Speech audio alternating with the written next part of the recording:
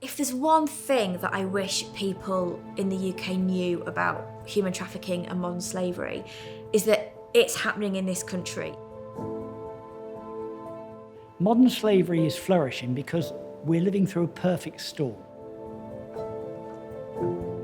The extent of sexual exploitation and the extent of modern slavery happening currently is quite eye-opening.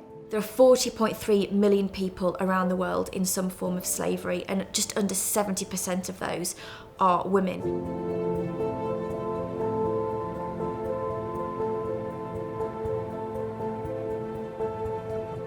Modern-day slavery and worker exploitation is right in front of our eyes. He was the gang leader.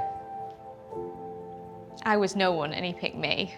The main thing that's driving human trafficking and modern slavery is the absolute greed and abhorrent behaviour of the traffickers. Another man came to the hotel room with a gun and told me that he paid my boyfriend 3,000 euros for me.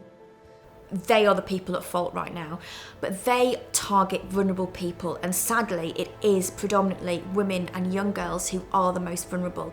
I was too ashamed of what my life in England had become. The extremes that exploiters and perpetrators of modern slavery go to is astonishing. The crime is truly invisible at every level.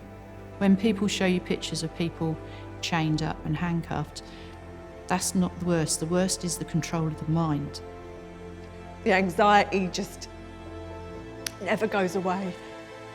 The scale of slavery is so huge, it's easy to think, what can I do? What difference can I make? Let's all play a part and let's all do our bits. And that means support networks. That means life chances.